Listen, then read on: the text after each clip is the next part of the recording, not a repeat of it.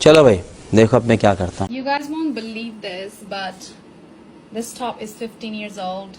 Yeah, first of all, it looks like new because আপনারা তো এই ইংরেজি বলা প্রাণীটিকে চিনতে পেরেছেন। এই প্রাণীটি আপনাদের প্রিয় তাসনিয়া ফারিন আপু।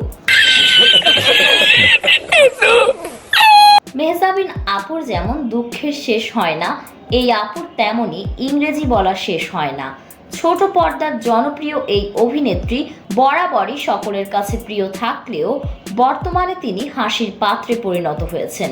সম্প্রতি সোশ্যাল মিডিয়ায় তাসনিয়া ফারিনের একটি ভিডিও ভাইরাল হয়েছে, যেখানে তাসনিয়া ফারিনকে ইংরেজিতে বলতে শোনা যায়, আপনারা বিশ্বাস করবেন না, এই টপসটা 15 বছর আগের।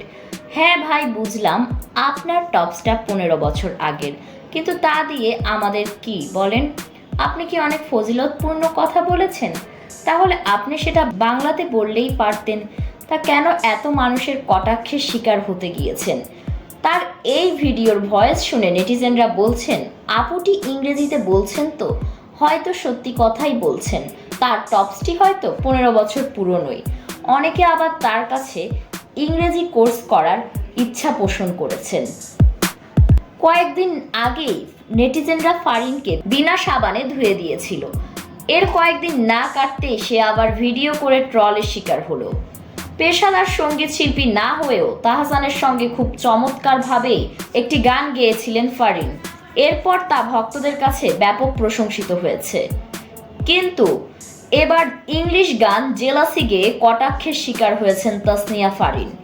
এ সময় ভিডিওর কমেন্ট বক্সে কটাক্ষ করে সাদেকুল আহমেদ নামে একজন লিখেছিলেন, হাতে আবার বিদেশ বেশি যায় তো মনে হয় বিদেশিদের ছোঁয়া পড়ছে, তাই আজকাল বাংলা গান ছেড়ে বিদেশি গান গায়, নিজেকে বড় গায়ক মনে করে। অন্য একজন লিখেছেন, আমরা বাংলাদেশের মানুষ, ইংরেজি গান বুঝি না, দয়া করে বাংলাতে গান গাইবেন। এসব কিছু ছাড়াও একাধিকবার এই গান ও ইংরেজি নিয়ে কটাক্ষের মুখে পড়তে হয়েছিল অভিনেত্রীকে। তাহসানের সাথে ইত্যাদিতে গান গেয়ে সাড়া ফেললেও লন্ডনে যেয়ে যখন তিনি মঞ্চে সেই একই গান শুনান, তখন তার রিয়েল ভয়েস শুনে নেটিজেন সহ দর্শকরা হতাশ হয়ে যান।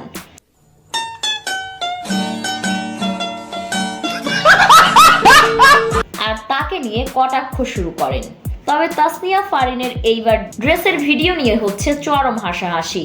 অনেকে বলছে IELTS এ এই আপুর স্কোর 7 ছিল, তবে পরিবারের চাপে নায়িকা হয়েছেন। তাসনিয়া ফারিন ভাবেন তার চেয়ে ভালো হয়তো বাংলাদেশে কেউ ইংরেজি বলতে পারে না, কিন্তু আসল সত্যি হচ্ছে হিরো আলমও তার চেয়ে ভালো ইংরেজি বলতে পারে। তাসনিয়া ফারিন তার বিয়ের সাজ নিয়ে যত না প্রশংসিত হয়েছিলেন, এবার তার চেয়েও বেশি কটাক্ষের শিকার হলেন ইংরেজি বলে।